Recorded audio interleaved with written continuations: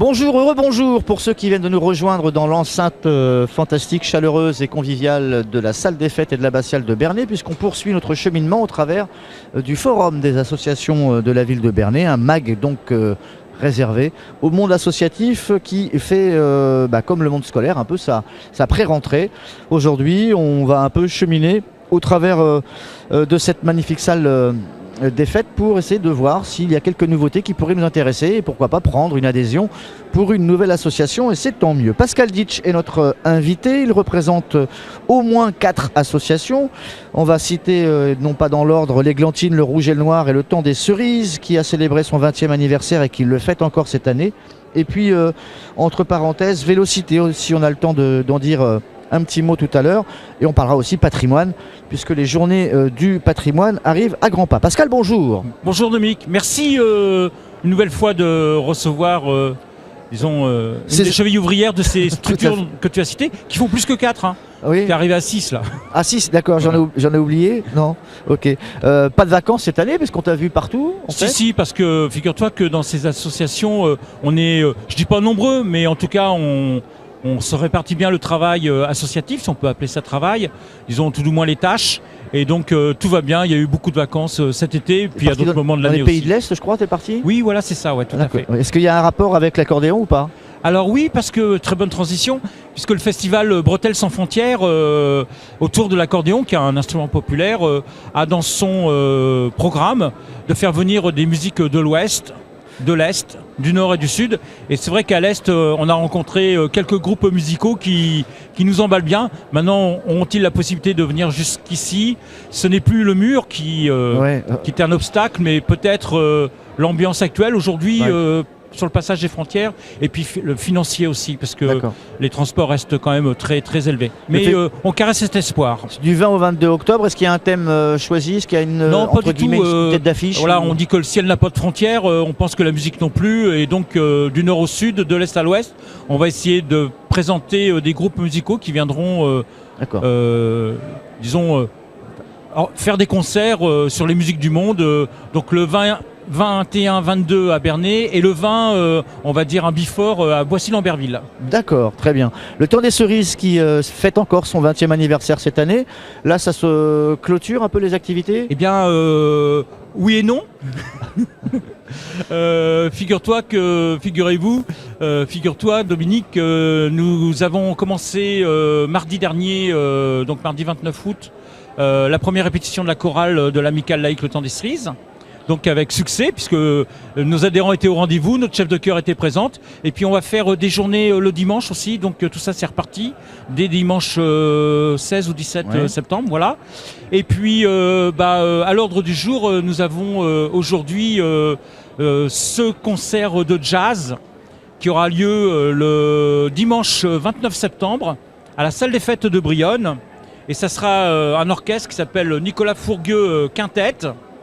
Le vendredi 29 septembre à la salle des fêtes de Bernay, où il y aura Malo Mazurier, Sébastien Gérardot, je ne vais pas trop rentrer dans les détails, sinon dire qu'il y aura Sylvain Glévarec, qui est un grand batteur qu'on a déjà fait venir plusieurs fois, donc au sax, trompette, guitare, contrebasse et batterie avec Sylvain justement, et que ça sera une formation swing des années 40-50 qui va enchanter le public.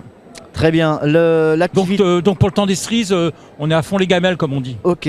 L'activité la plus proche, là, ça va être les bouquinistes qui clôturent là. Oui, alors les bouquinistes au bord de l'eau cette année ont très bien marché. On a eu la chance d'avoir du beau temps à Bernay et à Broglie encore dernièrement. Ouais. Et cette fois-ci, on poursuit à Brionne le 10 septembre, parce qu'on avait été obligé de reporter là cette fois-ci pour un temps qui était mauvais au mois d'avril. Mai, je crois, avril, je crois. Et donc ça aura lieu le dimanche 10 septembre, donc dimanche prochain. D'accord. Hein, c'est cela. Les bouquinistes au bord de l'eau avec comme thème l'anniversaire de la disparition de Jacques Prévert. D'accord. Donc je ne sais pas si c'est le 40e ou 50e, je ne me souviens plus. 1977. Il est décédé en 1977. Et donc voilà, en 2017, on lui rend hommage à travers une très belle exposition d'œuvres chantées, mais aussi photographique, puisque Douaneau l'a mis en photo, et donc on a récupéré des pépites, et puis bien sûr des bouquinistes et 2 formations musicales. un duo qui s'appelle Ohani, bien connu dans la région, qui nous fait du blues, du jazz, de la chanson française actuelle, très très chouette. Et puis Les filles du bord de Seine, Que la fête commence, qui correspond à un titre de l'œuvre de Jacques Prévert et qui a fait de la chanson réaliste. D'accord. Un écrivain, dédicace, non? Oui, on aura plusieurs écrivains. On aura la chance d'avoir François Michel qui sera à la veille à la librairie Le Rouge et le Noir, samedi 9, en dédicace de 10h30 à 12h30, et qui sera tout dimanche à Brionne pour présenter un nouveau ouvrage. Et je crois que c'est Johnny vivra. D'accord. Allez, pour rien vous cacher, c'est voilà, Johnny meurt, et ça tombe mal parce qu'en même temps, il y a une révolution en France qui se passe pour virer le nouveau président de la République. Donc c'est une fiction, Oui, mais c'est pas loin de la réalité. voilà. Je te cache pas que ça nous a beaucoup plu le sujet. Ok, super. Le patrimoine, on y vient parce que c'est dans quelques jours. Les Oui, Journées du pareil, patrimoine, c'est dans 10 jours. Hein, avec votre par- association. Voilà, l'association de réhabilitation du petit patrimoine, l'an passé, avait rencontré un grand succès autour d'une exposition de photographie sur la ferronnerie. Ouais. Les fenêtres, les grilles, les barrières, les balcons, etc. etc. D'accord. À l'abbatiale de Bernay, et suite à une balade culturelle dans Bernay sur ce thème. Et cette année, on nous a demandé de renouveler ce moment-là. Et là, nous avons décidé de faire comme thème les façades de maisons et plus particulièrement la céramique. Voilà.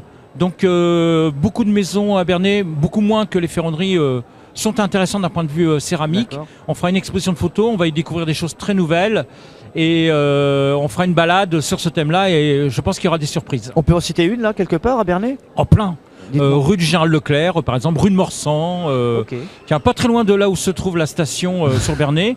Il se trouve que rue de Morsan, il y a une ou deux maisons, une maison blanche particulière, qui a des céramiques du XXe siècle, mais qui sont vraiment très intéressantes d'un point de vue esthétique, d'un point de vue culturel et d'un point de vue patrimoine. D'accord. Comment ça roule à Vélocité actuellement? Alors Vélocité a été consulté récemment par rapport à la mise en place non pas d'un nouveau plan de circulation à Bernay, mais tout du moins dans l'intégration de l'intérêt que peut porter les Bernayens sur ce type de circulation. En même temps, partager la voie avec les voitures, les piétons, etc. Donc on a été consulté dans le cadre d'un nouveau plan de circulation et d'une mise à plat un petit peu de la mobilité sur Bernay et sa région. Bon, voilà. On a des doléances à porter, je dirais même des revendications, parce que nous, on pense que ça avance ici à Bernay à la vitesse des glaciers. C'est-à-dire que la place du vélo dans Bernay n'est pas suffisante. Bah écoutez, moi et je suis que sans faire de politique. on a vraiment, voit pas trop, des progrès à faire à ce niveau-là. Puisque tu disais tout à l'heure que je revenais de l'Est, il se trouve que je suis passé par la Suisse, qui est un pays montagneux. Hein, Ouais. et le nombre de pistes cyclables et le nombre d'utilisateurs de vélos me scotche au mur. Ouais, ouais. Alors qu'à Bernay, on nous dit oh, il y a une petite côte, il y a des deux côtés de la ville-centre, et que c'est un obstacle. Moi, j'étais assez surpris de voir que ailleurs, ce n'est pas un obstacle. Bah, si on croise 4 cyclistes par jour à Bernay, c'est déjà beaucoup. Ah bah, parce que c'est dangereux de circuler en vélo à Bernay, parce qu'il n'y a pas des aménagements de voirie suffisants pour permettre cette fluidité des uns et des autres et de se partager la voie. D'accord. Est-ce que Vélocité est toujours en rapport avec l'association Access? Oui, Vous avez, oui, vous, un oui. nouveau Je crois garage, que c'est vous ça avez reçu son président il y a quelques minutes. Alain Delanis. On essaie de voir si, avec cette structure associative, mais aussi avec la commune de Bernay, on pourrait mettre un coup de pédale supérieur, si on pouvait mettre le grand braquet, parce que franchement, on a beaucoup de retard, au moins sur ce sujet-là. C'est-à-dire que vous mettez à disposition des gens qui n'ont pas moyen de transport un vélo? Oui, par exemple, on pourra peut-être même en prêter qui seront ressourcés ou recyclés, Ouais. parce que c'est un autre sujet qui mériterait un sujet entier là-dessus. Ouais. Oui, puis surtout, c'est une comment dirais-je, un mode de circulation, de mobilité qui est bon pour l'environnement, qui est bon pour la santé, qui est écologique et surtout dont les investissements en termes d'aménagement urbain sont peanuts par rapport à ce que demande le coût d'entretien de la voirie pour les automobiles. Il nous reste 30 secondes, Pascal. Les marionnettes? Super. Super. d'année en année, ça prend de l'ampleur. Ouais, alors peut-être pas prendre de l'ampleur, mais en tout cas, ça marche très très bien. Et puis, puisqu'on doit se quitter dans 10 secondes, je vous dirais qu'on a une partie de l'équipe qui est allée à Mirepoix cet été et que nous-mêmes, nous partons au Festival mondial Charleville-Mézières dans à peine 10 jours, juste après les Journées du patrimoine. Donc, on va prendre Donc des tout buzz. va bien. Ok. Et on a une réunion de bilan mardi prochain. Super. Merci Pascal Ditch. Vous représentiez entre autres le temps des cerises, l'églantine, le rouge et le noir, et puis la défense du petit patrimoine sur Bernay ainsi que Vélocité. On espère vous revoir très très vite, en tout cas pour ce festival d'accordéon qui démarre le 20 octobre. Voilà, merci à Radio Sensation, longue vie à Radio Sensation. Vous avez tout mon soutien.